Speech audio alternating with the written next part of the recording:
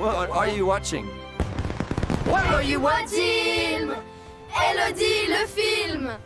I stepped into the grand entrance of Novamall Side Hotel, Side, expecting a luxurious retreat from the bustling streets of Side. Little did I know, my dream vacation would quickly turn into a nightmare. As I made my way to my room, I was appalled by the state of cleanliness. The carpet was stained, the air reeked of musty smells, and the room itself was a far cry from the 5-star promises made on their website. It was a 3-star room at best, with a view of the parking lot to boot. I felt like I'd been scammed, and the seed of disappointment had already been planted. But, I thought, perhaps the restaurant would redeem this hotel. Oh, how wrong I was. The food was an abomination. Cold, bland, and repetitive, with a variety that seemed to consist only of oranges, grapefruits, and apples. No authentic Turkish cuisine in sight. It was as if they were trying to cater to the lowest common denominator, serving dishes that would offend no one but please no one either. The phrase "you get what you pay for" echoed in my mind, and I realized that I had paid for a subpar experience. But, I persisted, hoping that the hotel's shortcomings would be made up for by their staff. Alas, the service was atrocious. The staff seemed put off by my presence, as if I was an inconvenience, a bother to their mundane routine. They were slow, unhelpful, and often rude. I felt like I was begging for assistance, only to be met with a dismissive attitude. It was as if they had given up, resigned to the fact that their hotel was a lost cause. And then, there was the pool area. A supposed haven for relaxation, it was instead a chaotic nightmare. The music blared, the kids ran amok, and the foam party? More like a sensory overload. I longed for a peaceful afternoon by the pool, but that was impossible. The hotel had transformed what should have been a serene oasis into a rave-like atmosphere, completely disregarding the needs of its guests. But the true horror was yet to come. During that fateful foam party, my 16-year-old daughter was sexually assaulted by one of the hotel's animation team. The hotel staff, instead of providing support and concern, chose to accuse my daughter of lying, turning nasty and hostile. It was as if they were trying to cover up their own negligence, rather than taking responsibility for the safety of their guests. I felt like I had failed as a parent, unable to protect my child in a place that promised to be a haven. As I sit here, writing this review, I am overcome with sadness, frustration, and anger. How could a hotel so blatantly disregard the well-being of its guests? How could they promise luxury and deliver squalor? The Novamall Side Hotel, Side, is a monument to the failures of the hospitality industry, a stark reminder that some places are better left unvisited. So, dear readers, I implore you, do not make the same mistake I did. Do not fall for the false promises of this hotel. They do not care about you, they do not care about your experience, and they certainly do not care about your safety. Take it from me, and spare yourself the heartache. What do you think, dear readers? Have you ever had a similar experience? Share your thoughts in the comments below. Script begins, soft, melancholic voice, like a sad but caring friend whispering to you. You know, I was just walking near Novamall Side Hotel, Side, thinking, why do people always take advantage of tourists here? Like, you come for 2 weeks, just to relax, and then, boom, scammed. It's so unfair. Okay, so first, businesses near Novamall Side Hotel, Side? They're like, too friendly. Too much. Like, come inside, my friend. Special price just for you. And then? Disaster.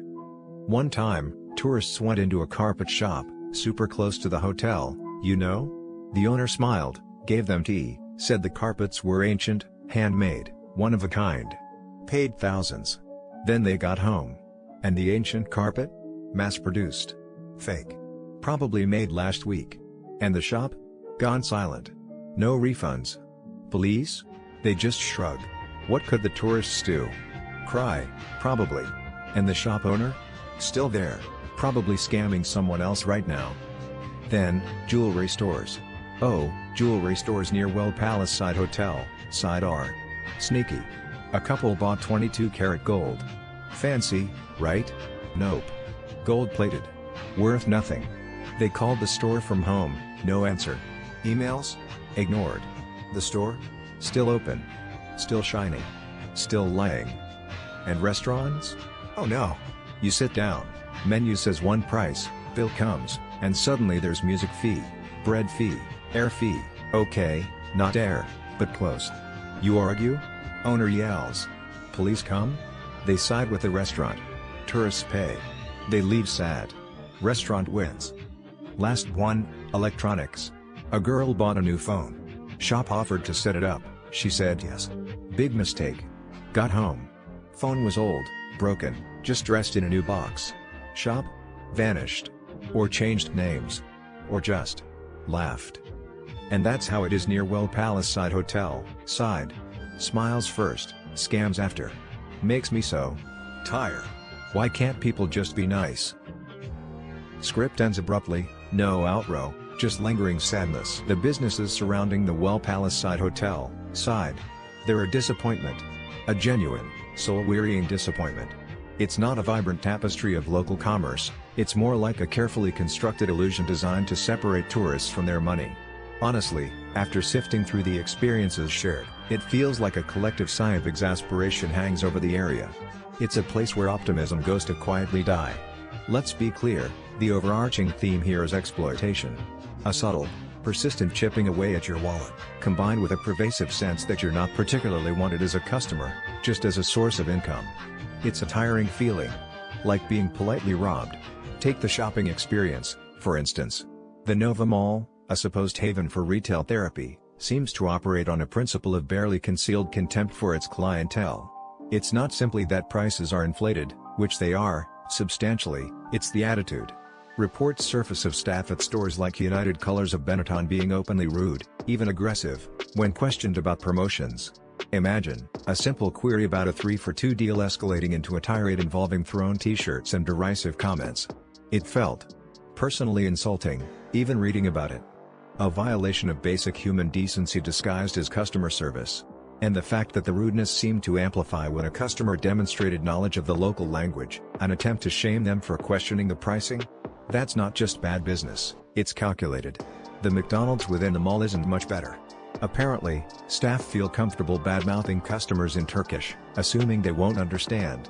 It's a small thing, perhaps, but it speaks volumes about the overall atmosphere. It suggests a complete lack of respect. And the chips are nice, apparently?